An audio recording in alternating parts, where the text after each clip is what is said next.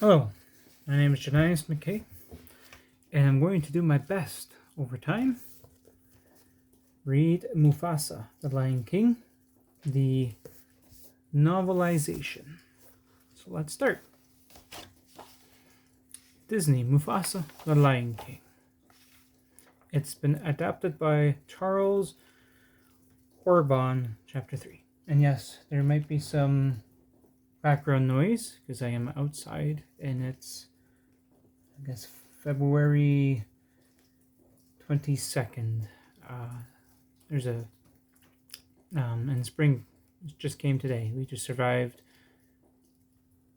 pretty much 3/4 of the whole month under -20. So it's nice to be outside now. It's dedicated to Gloria and Delilah. If only the world could love the way you do. Chapter 1. Now.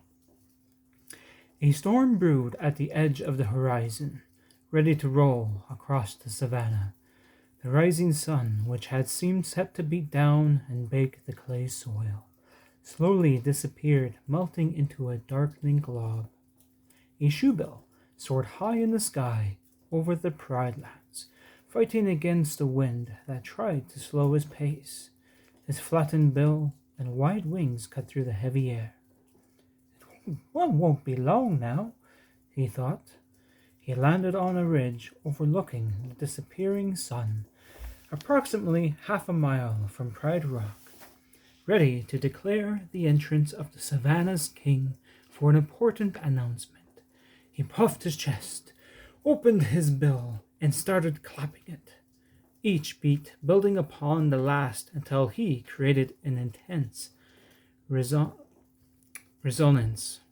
Only some creatures noticed the sound, which was familiar to them all, but no one joined in. Something was wrong. The wind's powerful gusts picked up speed, carrying the scent of rain and dust. Its force cracked branches, and the grasses whined as they snapped back and forth. The creatures scurried across the vast plain, searching for cover as the rumbling clouds barreled closer. Birds lunged into the sturdy branches of umbrella thorn acacia trees. Meerkats dove into the extensive networks of underground tunnels. Elephants huddled together in the open expanse, forming an unbreakable mass. A young elephant calf slipped past his mother's warm embrace, wanting to feel the wind push against his face. But within seconds, she lowered her trunk to snatch him up with a tight squeeze. A flash of lightning and sharp crack of thunder echoed amid the increasingly darkening clouds, and the shoebill lost his concentration. He flinched and took flight into the wind. A deepening unease spread through a throng of animals as they shuffled in their places. Then a roar, even more thunderous than the sky, echoed across the savannah. The young elephant calf shivered and hid behind his mother. "What's wrong?" the calf said, his voice shaking. "It's the king. He needs us," she said. The mother elephant nuzzled her young one, then raised her trunk to trumpet. Her powerful call echoed through the savannah, carried on the wind, and reached every corner of the land. The animals emerged from their burrows one by one, drawn by the urgent tone of her call, and responded with their own sounds, barking, grunting, snorting. They formed a motley herd and made their way through the raging storm, toward a clearing on the horizon. In the center of the clearing stood a large rock, weathered and worn by centuries of use, Pride Rock. Here the community came together to celebrate, mourn, and make important announcements. The rock was a sacred place, a reminder that no matter what challenges they faced, they all belonged to the same family. The animal kingdom knew their presence was needed. As the herd approached, animals of every size and shape filled the clearing, gathering together in anticipation of what was to come. The air was thick with the aroma of wet earth and foliage. A lion walked across from the recess of Pride Rock. Simba, their king, his form was stiff and elongated, but his flattered ears and ever-roaming eyes hinted at his desperation. As he ended at the cliff, he bowed his head. Then he raised his head slowly and looked out into the crowd. After a long sigh, he said, "My friends, Nala is missing. She ventured out to the northern border and was overtaken by the storm. I have looked everywhere, but now I need your help." Their queen was missing. As the weight of the announcement settled in, the crowd fell into stunned silence. The storm is very powerful. King Simba continued, "I'm asking all of you to help me find her." The elephant matriarch stepped forward and asked, "What about little Kiara?" She mentioned to Kiara, the sole child of Simba and Nala. Everyone adored her golden eyes and endlessly curious questions. King Simba nodded once. "She's safe in the caves. I've called in the security detail." One of the giraffes standing off to the side stepped up and asked, "Are you sure that's a good idea, Majesty?" "I trust him," King Simba said firmly. Heads turned and the crowd broke out into murmurs. Before tension escalated further, a hyena spoke loudly over the crowd. "Enough! King Simba needs us! Storm or no storm, we must find the queen!" As the animals dispersed to form search parties to cover the entire northern border, King Simba looked toward the horizon. Quietly under his breath, with trembling words, he whispered, "Nala, where are you?" As if King Simba's whisper could travel for miles, Nala looked up, thinking she had heard someone speaking to her. She pivoted only to find nothing behind her except for shrubs bending in the wind. She winced with every step. Just ahead in the distance, Nala saw a rocky shelf. She sauntered underneath and growled at the little porcupine resting inside until it scurried away. She lay on the flat earth and slowly closed her eyes. "Simba," she whispered, "I'm here." She fell into a deep slumber, even with the clouds getting ready to rage for the next few hours. Toodaloo. The animal kingdom worked together to organize search parties. They divided the terrain into sections and split off to look for their queen. But tenacious meerkat, Timon, and loyal warthog, Pumbaa, followed a path opposite the search parties, straight to the cave at the top of Pride Rock where Kiara rested. Simba had specifically called for them. They turned down the rocky trail, Timon riding atop Pumbaa's back. Timon and Pumbaa have been friends for many years, and the warthog's wiry hair bristled against Timon's belly as they both whistled a jaunty tune. In the jungle, the mighty jungle, the lion sleeps tonight. They turned a corner and arrived at the entrance of the cave, but a pride of lions guarded the opening. Timon and Pumbaa found themselves staring into the lion's hardened eyes and froze, unable to decipher their next move.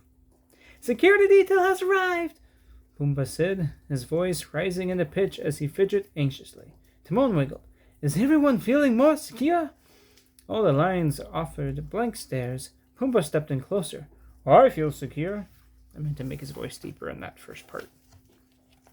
Still, the lion stood stoically. Timon broke out into hesitant chuckles. "One gentle reminder," he began, waving his tiny paws back and forth. "We are not food." Ignoring his growing nerves, Pumbaa added, No. We are just two guys walking to work through a pride of hungry lions." "Which is perfectly normal," Timon added. "I'm not terrified." "No," agreed Pumbaa, moving through the unmoving crowd of lions. "Whatever you're smelling, that's not fear, and it's also not the other thing you might be smelling from me." King Simba awaited Timon and Pumbaa's arrival behind the pride of lions. The soft touch of the wind played with his golden mane, his presence commanding respect and admiration. Timon stood straight, respectfully. Security detail, reporting for duty, your grace, your highness, ruler of all four-legged creatures. Pumbaa gestured to himself with a hoof. And then one three-legged zebra. Timon interjected. Oh, and that one three-legged zebra, Timon interjected. Oh, right, Ron, said Pumbaa. That was tragic. It wasn't eat and run, joked Timon. He tried to hold back the series of giggles, threatening to burst through his wiggling mouth. Yeah, said Pumbaa. King Simba rolled his eyes, but Timon did not stop. Ron has 3 legs. That's still one more than me, Pumbaa replied. Well, are those arms or legs? I don't know, said Timon. I think they're paws. I consider all of those legs, Pumbaa said. Guys, yelled Simba, commanding their attention, and Pumbaa and Timon assumed their respectful poses. This is serious. Nala is missing. We're going back out to find her. How can we help? The two friends asked together. I need you to stay with Kiara until we come back, said Simba. Are you saying your security detail has been called to do babysitting? Asked Pumbaa. Because that is perfect. I love babysitting. Can we stay up late? Can we have snacks? Where's the snack drawer? What's our bedtime? Can we build a fort? Can we build a fort? Timon kept his attention on King Simba, but responded. Pumbaa, we should really discuss this, because I don't really love children. Simba sighed in expression. Guys, I promised her everything would be okay. Timon said, well, that's one way to parent. She's gonna have to grow up sometime, Pumbaa suggested. Timon snapped. What else did you tell her? That she can do whatever she wants to be? Life is fair, Pumbaa injected, chuckling. Simba drove his paw into the earth, sending a small vibration through the ground. Pumbaa and Timon became quiet and looked up. I need you to try and act normal, said the lion. And most of all, no stories. Promise me. No stories, said Pumbaa. Wait a second, added Timon. Promise me, King Simba interrupted. Pumbaa gave up easily. Okay, you know what? Fine. No stories. Simba turned away from them and entered the cave to lead them toward Kiara. First Pumbaa and Timon followed. Then the rest of the lions carried the tail end. Speak for yourself, Pumbaa, Timon said, never the one to back down. No, shh, said Pumbaa. No stories. Timon dropped his voice to a whisper. Okay, as long as we can tell a story anyway. Okay, we'll tell him that we're not going to tell a story, then we're going to tell a story. He can't stop us, Pumbaa whispered back. Simba looked over his shoulder. You know I can hear you, right? At last they reached where little Kiara sat. King Simba did the hardest thing he had ever done. He said goodbye to Kiara. He nuzzled her and whispered, Be brave now, Kiara. Be brave. And then he left with the rest of the entourage as they paraded back out the way they came. When he breached the cave's entrance, King Simba released a powerful roar into the dark clouds, putting the strength of the thunder to shame. Then he and the lions started running, roaring into the distance. Silence hung in the damp air back inside the cave, where only Pumbaa, Timon, and Kiara remained. Timon wanted to comfort the teary-eyed Kiara, blurted out, Okay, who wants a story? Before anyone could answer, he dove into an engaging story of how he and Pumbaa had stopped a new false king named Scar from taking over the rock. Scar looked at us. He knew it was the end of the line, said Timon. I could smell the fear. That was actually me, said Pumbaa. Then Timon described how he and Pumbaa fought Scar and pushed him over the side of Pride Rock. And then, Pumbaa concluded, we ate him. Kiara had paid careful attention to the story, and she innocently asked, So you two defeated Scar? And then ate him? Timon smiled brightly. Honestly, one of the best meals I've ever had. Kiara hummed a little before saying, My dad told me he defeated Scar. Well, okay, but your dad, as we know, is a pathological liar, Timon said. He's always lying, Pumbaa joked. Get it? A lion? Lightning struck in the distance, and the trio jumped in fright. A roar of thunder followed, and Kiara darted behind a large boulder for refuge. Timon and Pumbaa followed her, huddling close and seeking comfort and safety in each other's embrace. I'm scared, said Kiara, her voice filled with trepidation. I want Mom and Dad. Look, don't be scared, Kiara, said Pumbaa. How about we sing you a song? And a 1 and a 2. Pumbaa, no, said Timon. It's way too early for that song. It worked on Simba. He thought he had murdered his own father, Pumbaa began. He was singing and dancing around in seconds. I just can't turn it on like that, Timon said, a mix of disbelief and amusement etched on her face. I have to be in the moment. He sang that song for 6 years straight, said Pumbaa. As they huddled together, another bolt of lightning illuminated the area, revealing a mysterious silhouette. The shadowy figure stood on 3 legs, and the trio watched in awe and fear as it moved closer to them. The fur on the back of Kiara's neck stood on end as she tried to discern the strange newcomer's identity. Timon shrieked, It's Ron! Ah! The 3-legged zebra! Run for your lives! Pumbaa screamed, He heard what we've been saying about him. Then almost pleading, he said, We're sorry, Ron. They were jokes. They were just jokes. But Kiara squealed happily as her eyes filled with tears. It's Rafiki! Rafiki! Rafiki ambled forward with a wooden walking stick, and Kiara rushed into his arms. He cradled Kiara's head and said, Little one, there's no reason to cry. She purred in his embrace. My parents, they're gone. Rafiki sighed. Look out there, Madogo. You see those boba trees blowing in the wind? How they bend but do not break. The roots of those trees are very strong, like your family. They go down into the earth, and even when you can't see them, they're all around keeping you safe. Man, he's good, muttered Pumbaa, as he and Timon watched from the shadows. Yet it makes sense that he lives alone, said Timon. Pumbaa was still in awe. He's such a visual storyteller. Kiara's breathing evened out. I just want the storm to pass, and then I promise to be brave. I will tell you a secret, Rafiki said. When Simba was your age, he was afraid of the thunder, would hide behind the king. Kiara leaned in closer. When did he stop hiding? Rafiki rested against one of the walls of the cave. One day, during a big storm, Mufasa walked Simba to the top of Pride Rock, told him to stand with him and howl into the wind. Simba slowly stepped out with the king, and together they roared into the night. Kiara responded, But I'm not brave like my dad, and I can never be Mufasa. Okay. Is that so? Rafiki said, with an arch of his brow. Then maybe it's time I tell you a story of cub not much bigger than you, a lion born without a drop of nobility in his blood, a lion who changed our lives forever.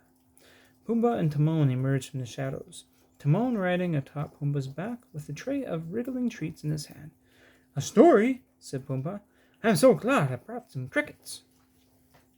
As Timon dismounted, Pumbaa popped a bug in his mouth.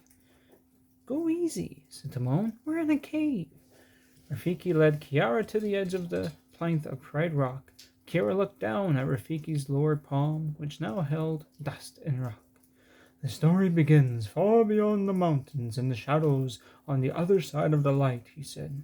In this place, everything was dying of thirst, as 20 full moons had passed without a single drop of water. But when the skies finally opened, destiny would reign. He blew the dust and rock into the expanse of the cave, and in this world, Kiara could almost envision the story unfolding before her eyes. And that concludes chapter 1. Hopefully I did well enough.